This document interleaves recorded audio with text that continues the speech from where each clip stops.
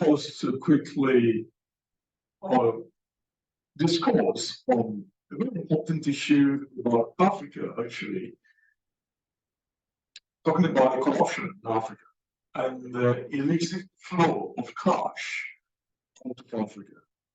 One of the major factors that have actually retarded the development of African countries is the massive corruption in Africa among the political leaders.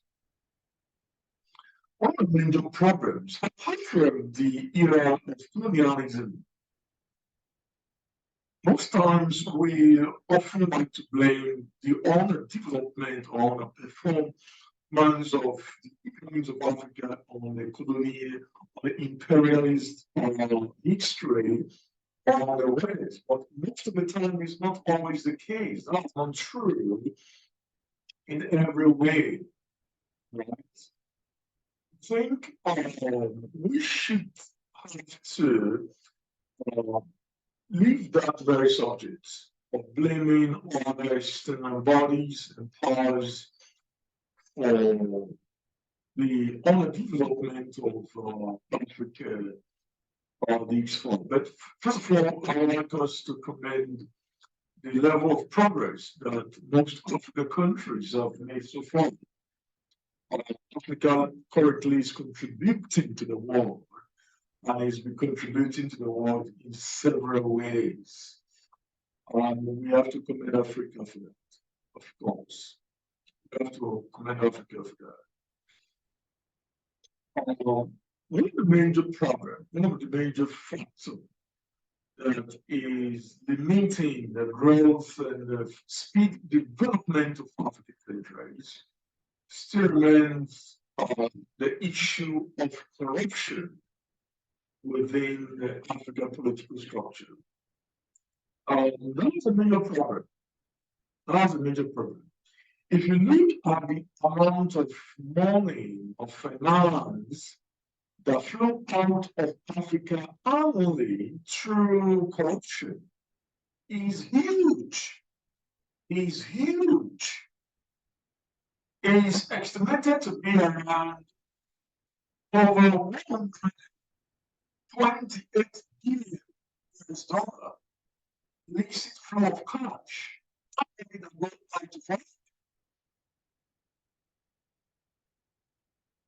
That's a huge amount of money. If you collect such amount of money, that sum of money, within a period of 5 years and invest it into the continent to build skills, to educate the youth, to build infrastructure, to set up factories and companies. In the next 20 years, the amount of development and employment that sum of money would create would be phenomenal. So this is the issue this is the major issue, the core issue confronting Africa, the massive corruption. Let's take, for example, Nigeria. Do you know how much of money the Nigerian wealth that is in the hands of few political elites? And the best of all is that when they get this money, they don't take it to other African countries. They take it to the West. They bank the money in the West, in Switzerland, in Germany, in other Western countries, in America, in London, and thereby contributing to the growth and the development of the financial system of those countries. The art of self-sabotage, the art of self-betrayal remains the core and the primary issues limiting Africa. This is an issue. This is about the past imperialist experience, the neo-colonialist agenda that is still ongoing. All right, let me share an article with us just to give you first-hand evidence of the massive corruption in Africa being done by the various political are leaders of the African states. Look at this. Let's read this. You see, Africa loses 148 billion to corruption annually. This is Vanguard from Nigeria.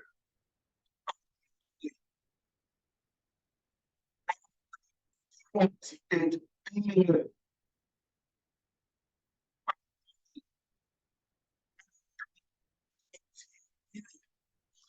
Know what the total cost of the construction of the is enough to build material from a state, world-class cities. That amount of money is enough to give you 3 world-class cities that will attract foreign investors and tourism all around the world and change the image of Africa all around the world. That amount of money. Just the amount of money that Africa loses to corruption just every year. Just want you to have a look at the damage that corruption is doing to Africa. The damage is huge. Is huge. Is huge. Nigeria alone.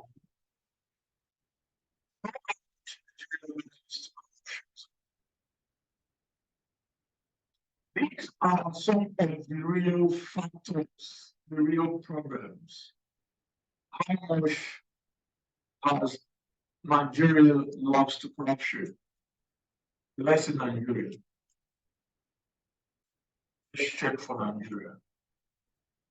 Nigeria has lost over 400 billion so far to corruption.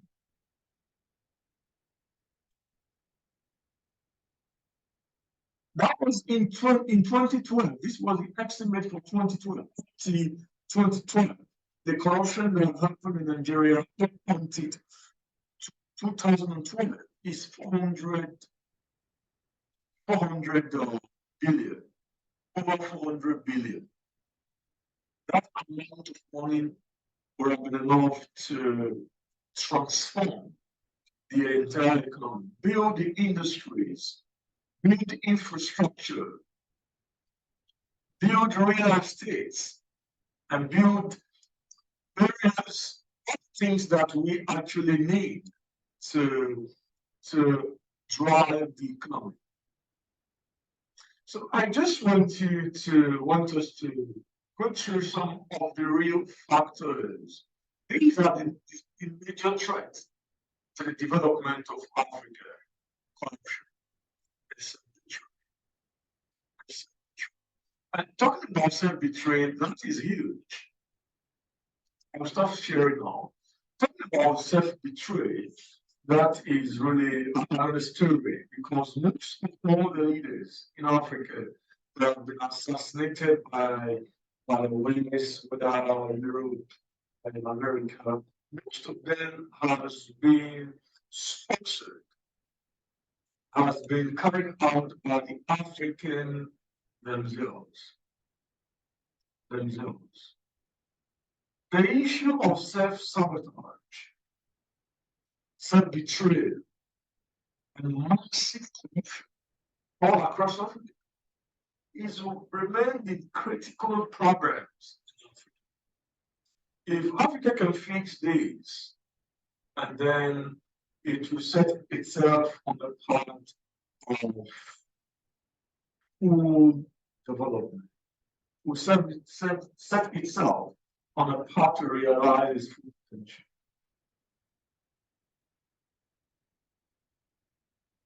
Yeah, I just want to leave you with these thoughts. Please do not be part of those Africans who are contributing to the destruction of their own countries. Who are contributing to the, look at the West. What they do is that they steal from other countries and they bring it to their own country. for the development and the betterment of their own people. It's only the African leaders who steal from their own country, steal from their people, and take it also to the West, put them in the banks, invest it in a real estate, and contributing to the economy, spending all the resources and the finances that their own economy that is already stifled required to drive and to develop. This is the highest form of wickedness. This is the highest form of wickedness.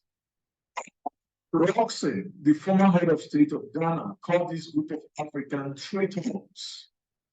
He said traitors are worse than the enemies. He referred to Europe and to America as the enemies of Africa, of course, but there is a group of enemies that is worse than enemy. There are a group of other people that are worse than enemy.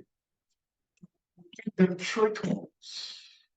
He referred to those group of Africans who are involved in massive corruption, trading their own resources and to the West, uniting with the West with massive corruptions and illicit flow of resources from the continent. The former president of Ghana, Hobson, he was late now, classified this group of Africans as traitors. Traitors, traitors, traitors, traitors, traitors. So we have traitors among us. We have traitors among us. They are in a political position. You find them in every sector. And this is a critical issue.